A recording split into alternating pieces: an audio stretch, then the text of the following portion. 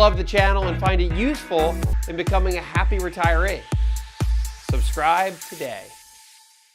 Carrie, let me give you a quick intro so folks know really kind of just your general background, which is ultra impressive. Carrie Schwab-Pomerantz, you're CFP, first of all. Yes. One of the leading advocates of financial literacy in America. We'll give you that title. Oh, well, that's very nice. Thank you. And I followed you for a lot of years, and I just know you as a trusted voice for financial literacy and also with corporate philanthropy. And in the world of employee volunteerism, which for me, for the show here, for Money Matters, is a really big part of what we do because one of the number one traits of happy retirees is volunteering. Yes. So we talk a lot about that. So just this year, Carrie was appointed as commissioner of the San Francisco Commission on the Status of Women.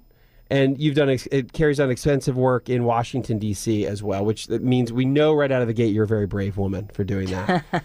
And Carrie's worked for Democrats and Republicans. She advised the President's Advisory Council on Financial Literacy under President George W. Bush. So she's also related to a guy named Charles Schwab. He was the guy that founded the Schwab investment firm that you and I both know today, and we talk an awful lot about, and we have for many, many years. Carrie's the director for Schwab Charitable, one of the largest donor-advised funds in the U.S., and I'm also a big fan of her book, The Charles Schwab Guide to Finances After 50. Amazing you could write that being so much younger than 50, by the way, I know. Carrie. How could I do that? But you're not even here on a book tour. No.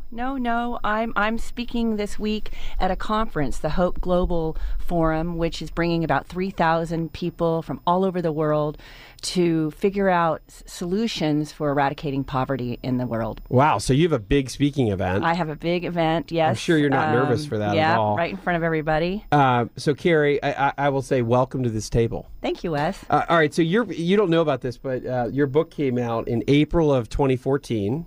Well, I knew that. Well, you didn't. Well, you don't know the story though. Okay. The quick story is that I didn't know you at the time, and that it was the same month that I launched my book. Oh no! You Can Retire Sooner Than You Think. So I immediately was so mad at you because I was like, it's Carrie Schwab-Pomerantz. Here she is with this giant audience, and she came out with a book, my same exact audience. And she's going to just squash my book, and nobody's going to read it. And obviously, I didn't. You did. Well, great. we both of our books have been going strong for a lot of years. Yeah. So, and then I realized pretty quickly that it's not like it's some zero-sum game. There's a lot of good books out there. Yours being one of them. And I've talked to a lot of folks that have read both your book and my book together. So I think they're a good pair. And we need more people to read them. I like to hear that. Yeah. So again, the title of your book, I know you're not here on a book tour, but the Charles Schwab Guide to Finances Over 50. And wouldn't it be nice on Amazon if you could control the price? Yeah. And you have no control. And I have no control. Once in a while, Amazon will put the price at one time they did it, they put my book on sale for $1.99, and the book sales just went through the roof.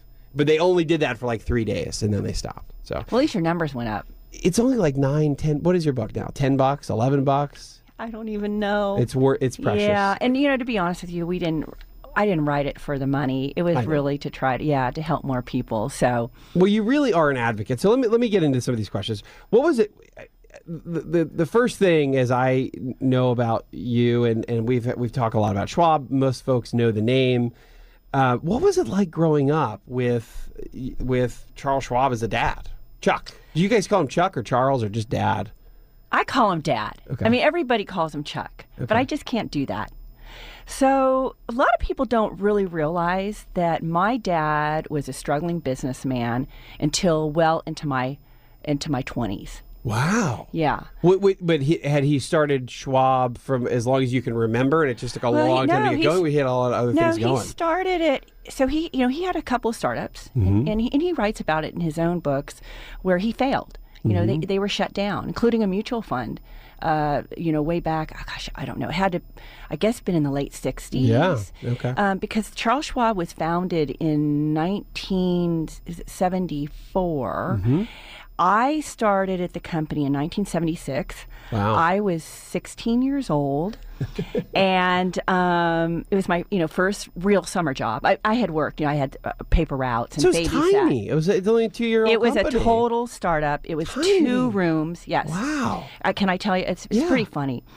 So there was my dad in one room and with his other executives, and they had floating tables, right? So there's no privacy. Yeah. And then next door was probably a room like this, maybe a little bit bigger, with an oval table and black rotary phones around it, where the brokers were taking in our client calls. Meanwhile, rotary phones, and then in the corner was Henrietta, the switchboard operator. So wait, I don't even remember switchboard phones. I don't either, but I just remember Henrietta. You cannot forget Henrietta. And so and back then, do you remember like what it cost? This was back when a trade was like $500 commission if you went through a big Wall Street firm. But was it originally like $50? Was like a really cheap. You know what? I should know that. I don't remember, to be honest with you, and I should go back. I mean, I can picture the ads, that picture of my dad sort of like this with his hands. Yeah, his hands on the desk. Yeah. And we were all about discount brokerage. As far back as I remember, it was like in the $25, like $24.99. I want to say $29.99, but I'm sure. But I'm talking about even longer than that. Yeah. So it had to have been more. But it was obviously way discounted from our competitors at the time, because that's what my dad was trying to do, is make investing more accessible. Yeah. Well, and that's what, and this is what I wanted to ask you about.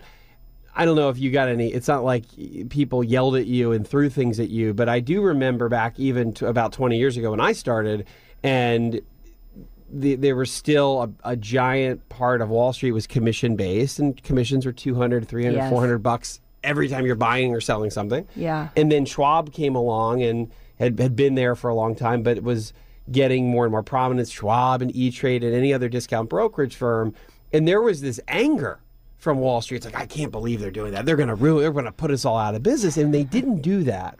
What I think is great about innovation, we initially get very nervous about it, and we're nervous today about innovation. It's like, oh my gosh, robo-advisors or just robots taking all of our jobs. But very often, and this is a good case, this is a perfect case, is that it just created another giant industry, which was the giant discount brokerage industry. And then Schwab has evolved, so it hasn't put brokers out of business, it hasn't put Wall Street out of business. It's just made the whole investing industry more, to your point, accessible. Yes, I mean, it's created a bigger pie, right? There's more investors today than ever. And as you say, with innovation, with the 401k, with mutual fund marketplace, with technology, far more Americans today are participating and investing than they ever have before. So it's all, it's all good.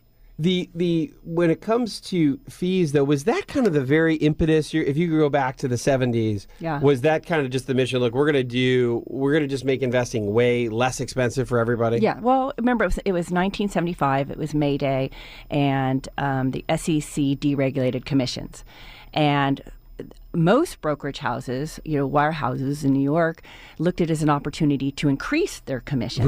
Right. And my dad say, wait a minute, this is way too expensive, and you don't necessarily need a broker to place a trade. If you want to buy 100 shares of Coca-Cola. Yeah, why do you have to pay hundreds of dollars? Right. So he discounted it, and so at the time it was considered sort of the no-frills discount, where you could just place your trade for those people who knew what they were doing. Right. So a lot less expensive, and again, that created more opportunities for more people to come in and invest.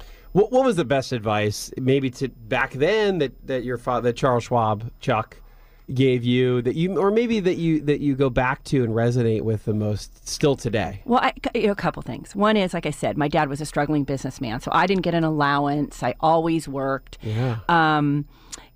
So I would say that two things. Well, actually three things. One is he instilled a strong work ethic, into me. And as I said, I've never not worked. Two, he taught me how to save, or, the importance of putting money aside. And then I have a cute story about when I was in my 20s. And it was just when IRAs were coming out. They were new. They were very new. And Schwab had just come out with its mutual fund marketplace. And I called my dad thinking he would give me the hot tip of what to put. It was the best fund. Dad. Yeah. And he didn't give me the best tip. He just says, go put your money in 2 mutual funds. Pick them, whatever you want. Just participate in the market. And I was a little irritated by it, but now I totally understand. It's really about participating in the market. Yeah. Right. It's getting started. Yeah. My kids this morning asked me, I don't know what prompted this, maybe they saw a Georgia lottery ad, but they asked me, they said, Dad, if you won the lottery, would you give us a bunch of money? And I've just written an article about a book that I like called the Me generation. And I was like, are you kidding? I was like, Ben, are you kidding me, man? I was like, I'm not giving you any money until you are so old that you don't even need the money. Yes. I said at least 35 before you get a drop, probably 40. And then at that point, you might learn the value of money, which you obviously did. And your dad, Charles Schwab, obviously taught you that at an early age. And then the value of participation, which I love. All right, we got to run to quick news, weather, traffic. Is what we do here at WSB Radio. Okay, we got to get the traffic. And we'll come back with Carrie Schwab-Pomerantz, certified financial planner. And stay tuned for more right here on WSB. Hi, I'm Wes Moss, and thanks for taking a minute to hear about what's so different about my new book, You Can Retire Sooner Than You Think. So unlike other retirement books, this book will give you a step-by-step guide, whether you're in your 20s or 30s or 40s or 50s, to learn from what these successful and happy retirees did to get there. I hope you enjoy the book, but more importantly, I know that it'll help you retire sooner than you think.